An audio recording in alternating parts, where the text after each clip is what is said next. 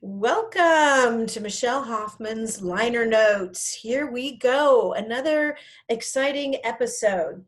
Liner notes are the insight the artists or curators offer into what's really going on at the time of creation and what inspired the recording or art or writing to be what it is. Michelle Hoffman's liner notes is imperative insight and curated wisdom that you need to inspire you to unblock your potential. In a changing world, you can find your unique path to create balance and enjoy an abundant life with all the resources you need. I help new and seasoned managers develop high performing teams to achieve personal and professional revenue goals. Discover how I can help you and your company succeed at lightthesparklady@gmail.com.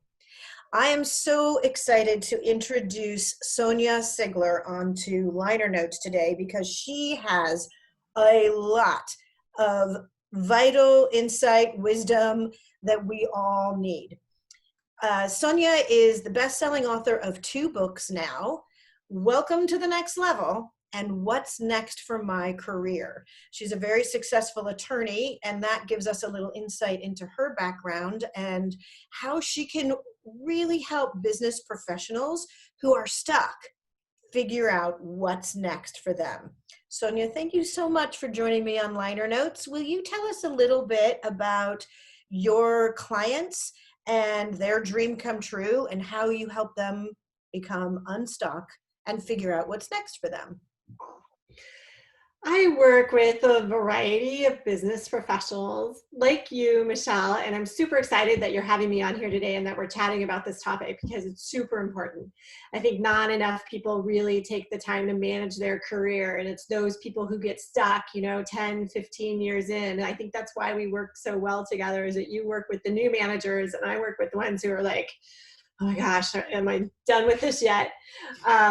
So those people that are getting stuck at around the 10, 15, 20-year mark of now what do I do? My kids are almost out of the house, or I've been in this career for so long, I'm bored with it, and now I'm stuck. I feel trapped almost. I feel really like I don't know what's next. I feel like something is next, but it's not going to be this, and what is it? And it's really those people that I can help figure out what's next for their either career or business. In some cases, when I work with entrepreneurs, and attorneys don't really think of it as a career. They think of it as I'm in a legal capacity, and they don't really manage it in terms of a career.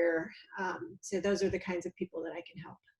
So people who have already been in the workforce, they've developed their professional experience, and at some point they are experiencing something that happens in their life where they go, you know what, something needs to change.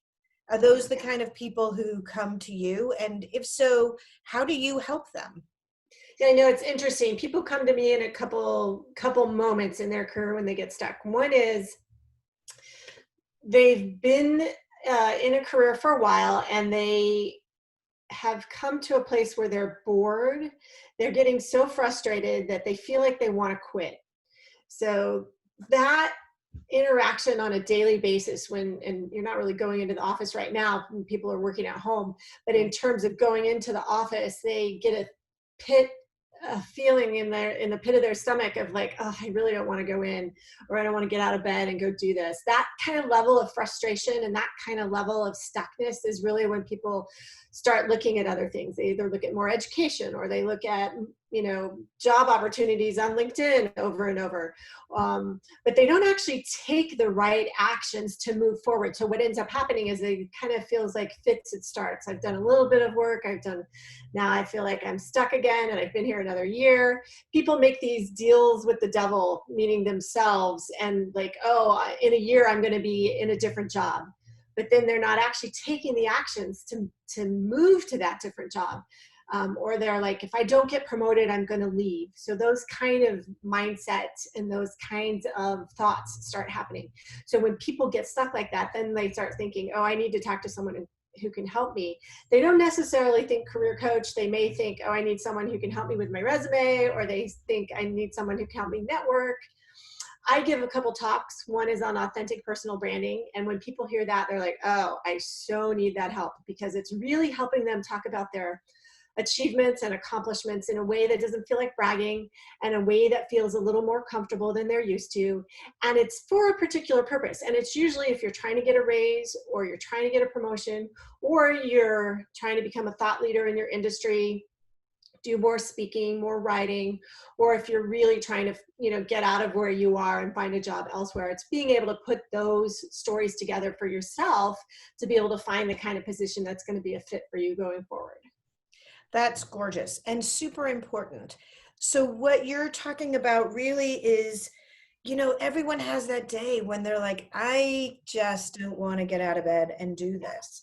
And I know that this is, at one point, it was my dream career, and or I was so excited to get this job and this opportunity. But there's something that, like you were saying, it's like the pit of your stomach is something saying, this isn't right now. And so Mm-hmm. when people are able to listen to that and figure out the deeper why and what's Mm-hmm. wrong and Yeah. what needs to change, and do I just keep doing what I don't love because um, Yeah. of all the extra Sometimes, reasons? it's interesting. Sometimes that's the right answer because of other circumstances. So I'll give you an example. I worked with one client who'd been in his job for about 25 years, and he was thinking, oh, this side hustle that I have going on, doing websites for people and all that kind of thing that I love, I really want to make a go of doing that full time. And when we kind of peel back the layers, he's like, the goodwill that I've built up in this 25-year career, I'm not willing to let that go. And so he looked at it as, I can still do this stuff on the side. I can still do what I love for people and helping them do websites, but at the same time, maintain that credibility, maintain that goodwill, maintain that everything that he built up to be able to say, I got to leave the office at noon, or to be able to say, I'm going to take a 3-week vacation, or to be able to say, I'll do that. I'll get to that at midnight, do it then, so that if he had something else to do, take his kids somewhere or whatever. So that goodwill is really important. So at the end of the day, he wasn't really willing to give that up to make a go of a business. And I think the other part that he realized is, I don't want to be running my own business full time. It's fine to do a little bit of it, but if that's my whole nut in terms of my salary and everything, that's more than I bargained for. So for him, it was a reframe. Right. So it sounds like there are 3 types of people who would come to you. The people who feel stuck in their positions and they really want either a promotion or they want to find more meaning in their career. And that could be life balance or reframe, like you were talking about, or just feeling like they're making a real impact in the world that is meaningful to them, and or how to come up with a side hustle or another revenue source that gives you a balance of maintaining all that you have acquired in your professional identity, and then balancing that out with something that's a passion pursuit that really can bring you joy. Yeah. So are those about the 3 different types of people who would come to you? Yeah, I usually say business owner, CEO, executive, that's one group. Attorneys, because that's what I am, and I know how to help attorneys, especially in-house counsel, especially law firm lawyers who want a better relationship with their clients. And then the entrepreneur. So people trying to figure out, do I want to start a business, or I've started a business and now I'm stuck. Now what do I do? So that it's a mindset. And I think that finding in executives, employees who are stuck and trying to figure out, do I want to start a side hustle, or is that, if I keep my day job and I can do this, is that giving me enough satisfaction? Because I think, and I just the statistic of 70%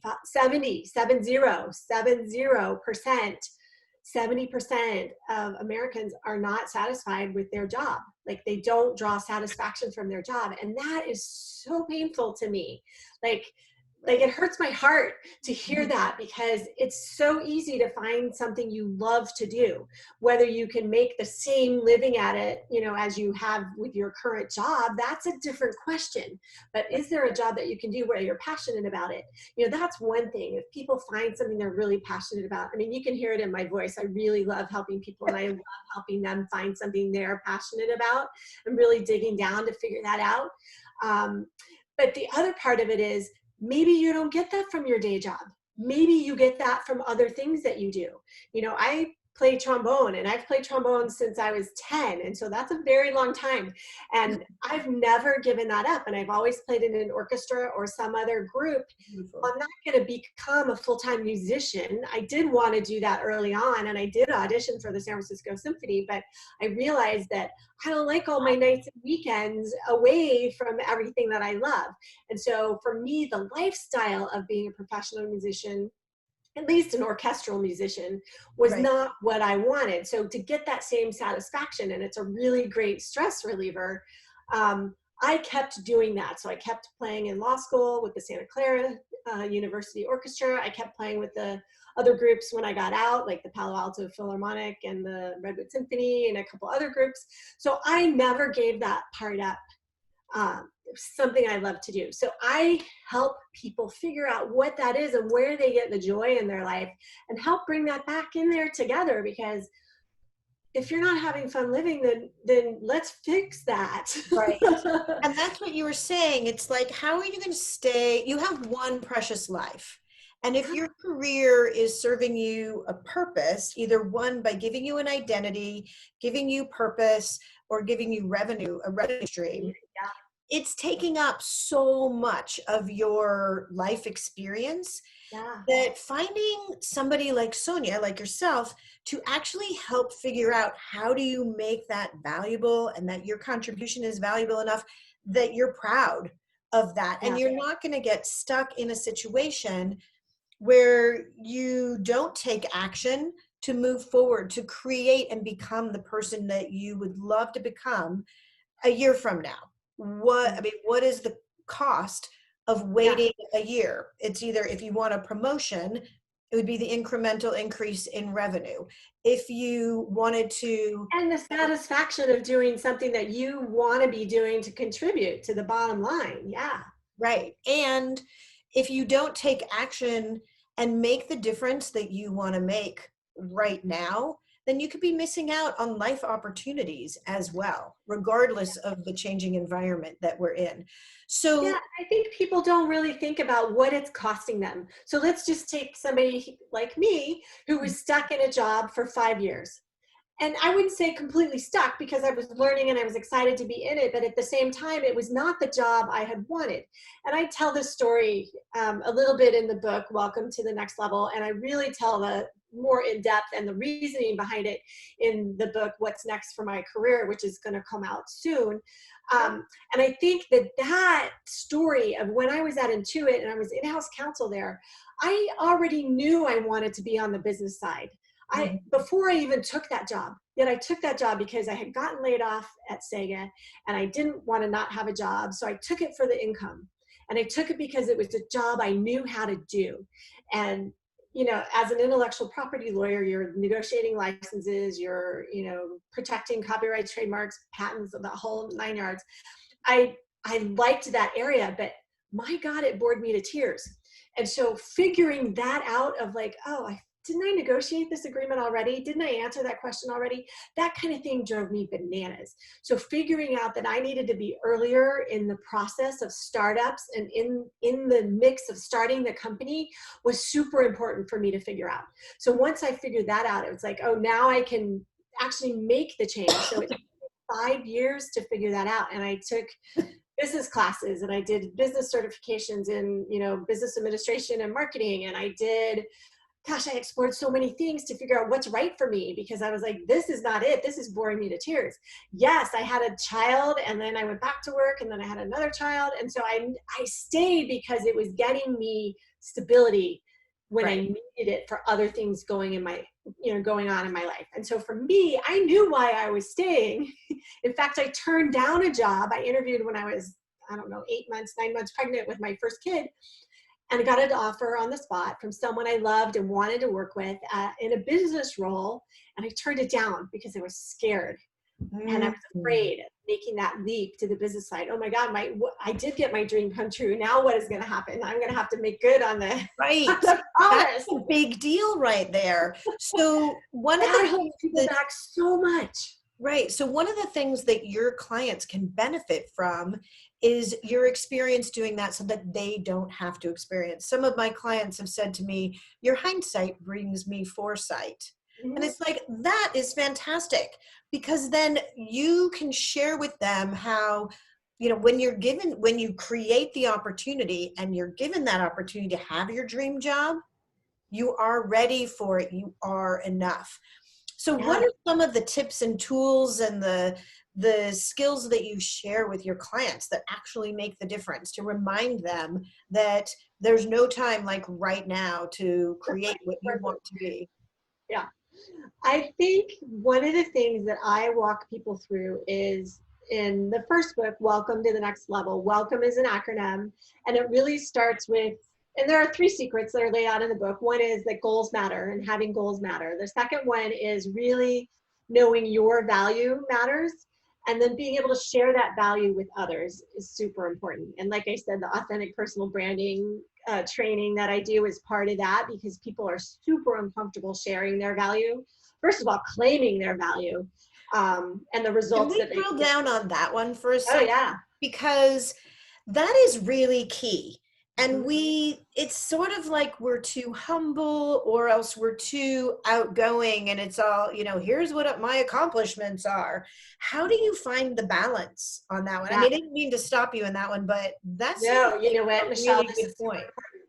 It's profoundly uncomfortable for men and women, and it's profoundly uncomfortable across cultural lines and Mm, all over the world. So the training I've done in other places in the world, men and women, it comes up like, I'm told not to brag. I'm told not to talk about my accomplishments. I'm told not to even mention that. Don't outshine my brother. Don't outshine my right. sister. My parents told me I can never do that, or they want me to have the doctor job or the lawyer job or the what a scientist, whatever good job they've defined it Those as. are external forces then. Yeah. And people forget to listen to themselves. And I think one of the things that, in fact, I was just reading something the other day about dressing your truth, like I like it. how you look and how you inhabit what you're wearing, matching your own personality. It took me years. I would wear flannel shirts and a white t-shirt and jeans and steel-toed boots. Well, I had 3 toddlers, running all over me. So kind of Steel-toed boots seem like the right uniform.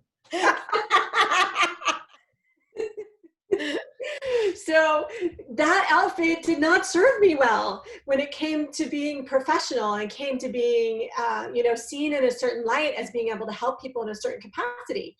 And so I had someone come help me go through my closet, and she's like, do not buy any more black. She's like, you need to wear colors like teal and blue and pinks. She's just like, this is what you do. And it made such a difference in how I was perceived by other people. So So it was amazing, that transformation, just in how people perceived like approachability. Like, yeah. you need to be approachable because as a lawyer, you're going to scare people away. Like, your intensity scares people away. I'm like, what? I don't understand why. It's the steel-toed Why am I boots so that your intimidated? toddlers aren't stepping on your feet. It's just sensible. Yeah. But no, there's something really, I think, really graceful about matching your personality and your skill set and your internal self with the way that you present yourself. And everyone, so what I say is first you need to fit in and then you can stand out. And I think that's a lot of what you're talking about because if Yeah. somebody is dressed in the steel-toed boots, it implies they need to protect their feet. But if you're dressed in sparkly high heels that say pow and wham on them, then you know this person is a go-getter and you're going to find them as the superpower and the superhero that you're looking for your next right thing. Yeah. Um, so I Like, think it's that's really one element. Yeah, like that's one element of claiming your value. Like, as a person, like people say you're valuable as you are. And some That's people are true. like, no, I have to do this. I have to be this. I have to achieve this. And I spent many, many, many years doing that. So I know this problem inside and out is you don't have to be anybody to Right. be valuable. Right. And I think when people believe that, they finally come to grips with, oh, I am valuable as I am, not for doing something. And I think once they can claim that value, and that is really the C, to be able to call out your strengths. So I'm going to say claim your value now. That's way more powerful. Claim Right. your value. Call out your strengths. What are your strengths? What do you bring to the table? And I think fundamentally people have a hard time identifying their strengths, and I think they have a hard time talking about them. Well, it's hard to identify your strengths as you're claiming your value. And like I said, it actually, your outside appearance actually doesn't make the difference. But No. those first 5.5 seconds of impact of somebody is going to perceive you and set an expectation of what your capabilities are.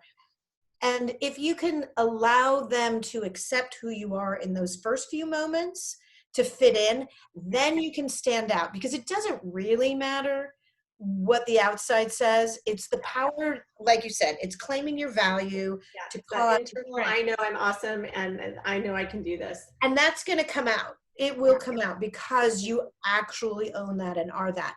But Yeah. what you're saying is, how do you present that information faster than the external appearance? And Mhm. when you are looking for your strengths, we don't know what they are because it's so intrinsic to who we are. So how do you make people aware of them? Yeah.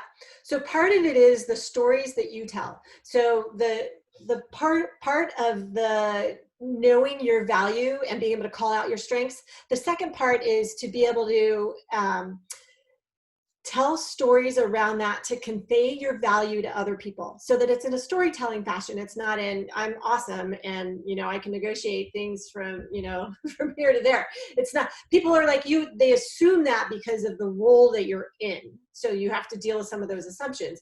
But also in the storytelling, you're conveying the importance of what you believe, what values you hold important and true. I'll give you a story. So one of the things, This is an example in an example. so So good.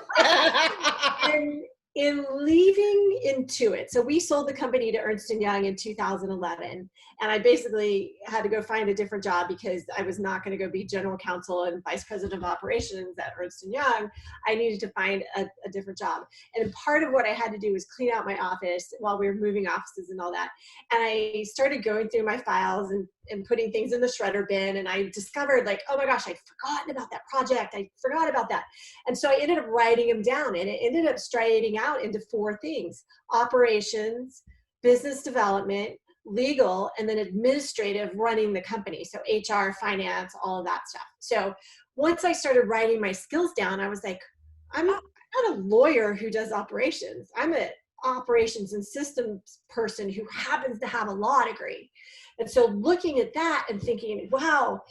And then you look through job after job after job, what have I done? And I look back and I go back to a seminal moment when I was 14. I was a freshman in high school, and I had started at Los Altos High when they merged 2 different high schools, like AWOL, Mountain View, and Los Altos. It was 3 high schools and merged into 2. So some of the teachers had come from other schools, and some of the teachers had come from the school that I was at. The principal had come from another school, so he's new to the school. The band director had come from the other school, so he was new to the school. And the band director before him was beloved. And I had met him, and people were like, we want the old band director back. And so I spearheaded a group of 10 to 12 kids, freshmen to seniors, mostly seniors, because they had been like attached to this prior band director. Yep. And I led a group of kids to go see the principal to get that band director fired. So, Okay. don't mess with me. Right. Right? Well, the part was, I came in with all the arguments. I came with the people that I had shepherded because they were all upset about it. I'm like, well, I can do something about this. Like, I know how to fix this. Like, let's go do something about it. So that dogged advocacy, that activism, that has been there since the beginning. I can't stand injustice. I can't stand when something isn't right, and I'm going to do something about it. Right. So that spark as a lawyer, and I think this is why we get along so well, Miss Sparkly, is because that belief in being right and that belief about justice is so important in being an advocate for other people. It's also important to do for yourself, which is much harder than it is for somebody else. So people, when they're like, I'm going to quit if I don't get a raise, it's like, okay, you have to advocate for yourself. You have to convey that value, that same dogged advocacy, that I took in to get that band director fired. That's the same thing I need to do to myself or for myself to get that raise or get that promotion or go for that job. And that's what I teach people, is how to do that for yourself, how to talk about what skills you have, what you bring to the table, and how that is important to the person you're talking to. And oftentimes we actually need someone to be dogged about that and show us that there's an injustice if you're not representing yourself correctly, and that you will stand up for them and be their accountability partner and leverage their position and give them the tools and the confidence to take responsibility for where they're at and help them transition to where they want to be. Yeah, it's a learned skill. It's such a learned skill. And I think people think they should just be able to do it. Somebody makes it look easy and you're like, it's not easy. You actually have to learn it and practice it. Right. So let's talk about that for a second, because that sort of leads us into obstacles that people could run into. They think they can do this on their own. Because we are all told, oh, you've got this, you can do it, just put some work into it. We don't always know the right work or the right positioning. And then when it comes to the fact that we're dealing with somebody who is, higher up on the corporate ladder, for example, or just, and it doesn't even actually matter where they are. It's just that you're trying to represent yourself well. And suddenly we're like, I don't know what to do, and I don't know what to say, and I don't know how to send that clear message to brand myself and give you enough negotiation to show you that it is time to put me in the limelight. So what are the obstacles people run into? Yeah, there are several obstacles that people can run into. They're too comfortable. Like they're not uncomfortable enough to make a change. So I call it uncomfortably comfortable. Okay. They know something's like not right, but they're not willing to do anything about it. Or they're playing small. They've been working for a boss who's beaten them down, who has sapped their confidence, and so they don't think they can do anything else. Or they think, I'm too old, I don't have the skills for that. Or they think, I don't have the confidence to do that. I've been told my whole life, you'll never be a success. You'll never, parents who tell their kids, you'll never make it, or you'll never do that. I mean, that hurts my heart that happens. Just think, if everyone were so positive or even neutral, if family members were neutral, there would be no movies. If family members were neutral, there'd be no sitcoms. There would be nothing. When you say what your dream is, first of all, you articulated it, you were brave enough to do that, and then someone says, oh, you'll never make that a success. And that's deflating. And once you've had that happen enough, you begin to believe it. And so that thinking small, that lack of confidence, that holds more people back than I can count. And then the other thing is, they just don't know how to talk about it. They don't have confidence in it. And so what happens is you have to practice it 6 or 7 times. Like that dogged advocacy story, when I first started telling it, it did not come out like that. But I've been telling it since 2015 when I put all that together. And it's like, oh, okay, you have to practice it and you have to get over the uncomfortableness. And I think people think I should just press the easy button and it's just going to happen. It doesn't work that way. Right. You can press the easy button, but it's not all you want, but it's not going to happen. I think the other thing is, you listen to others and not yourself. Right. So you listen to your parents, you listen to that negative voice in your head, you listen to what you should do, what society's expectations are, what those lies are that are insidious about what you should do and how many kids you should have. And you should just be happy you have a good job. I mean, I hear that so much right now. You have a good job, be thankful. And it's like, I'm thankful for the good job, but I'm fucking unhappy in this job. You know, I just like, I can't stand one more day of it. I might get, you know, people come to me when they're like, you asked this earlier about when do people come. Another moment when they come is like when they get into a huff and they're ready to quit at work one day and they find themselves so frustrated that they're ready to pull the trigger and not go back into work. That's when they're like, I need help. Right. So I don't want people to wait that long. right. That's a clear signal. Are there other signals that would indicate, you know what? I don't need to think small anymore.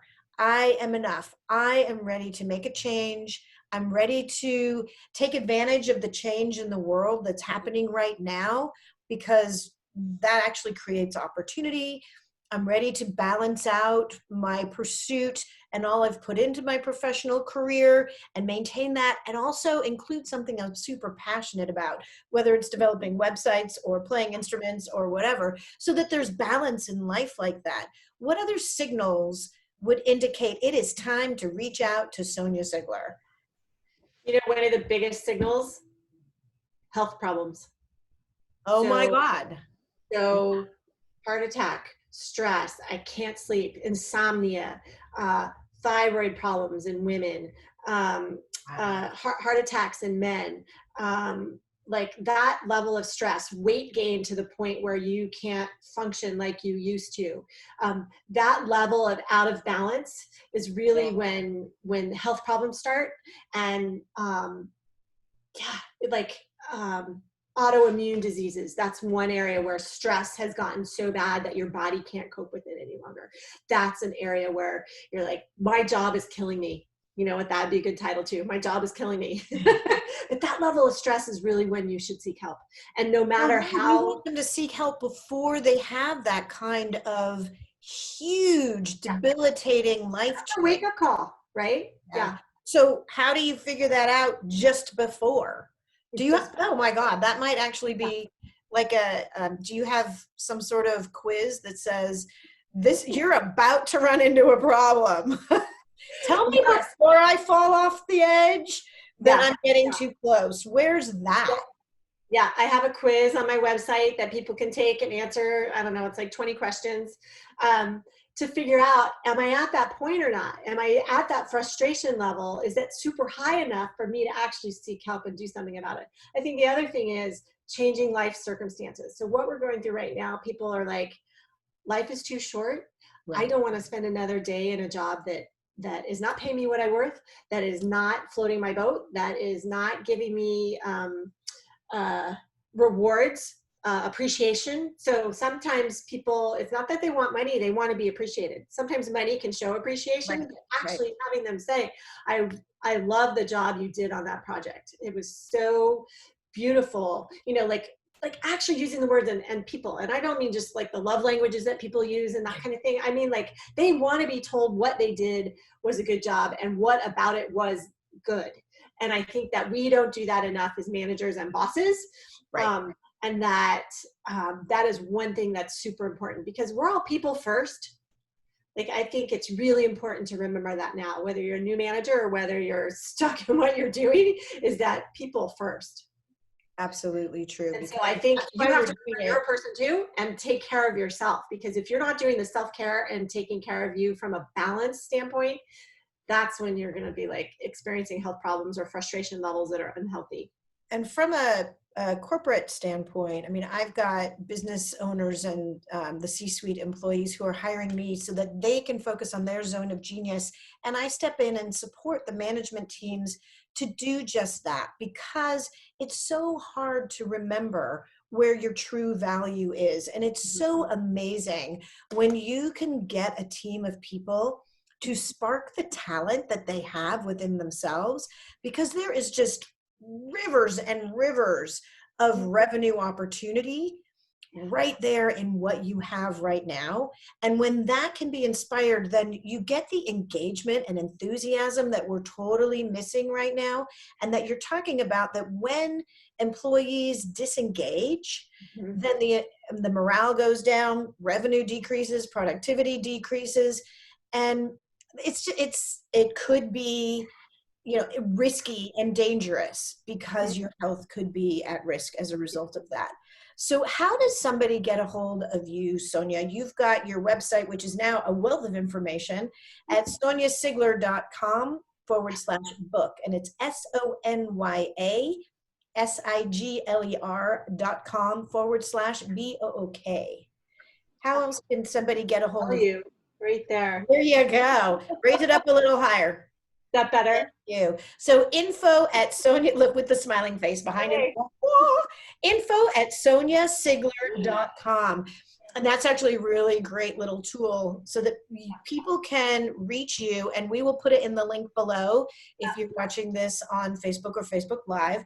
And those of you who are seeing the webinar in, more than just when off Facebook, Yeah. you can access that. And if you would like a copy of the new management blueprint, Spark Talent to Ignite Winning Teams and get, incredibly positive results, then you can reach out to me at lightthesparklady@gmail.com. LIGHTTHESPARKLADY@gmail.com. Light the Spark. Sonya, thank you so much for joining me at Liner Notes. You really, really bring imperative insight, and you do curate wisdom everywhere you go. And it sounds like what you're doing is so, so important. So thank you for sharing some of that with us today. Thank you for having me. I really appreciate it, Michelle.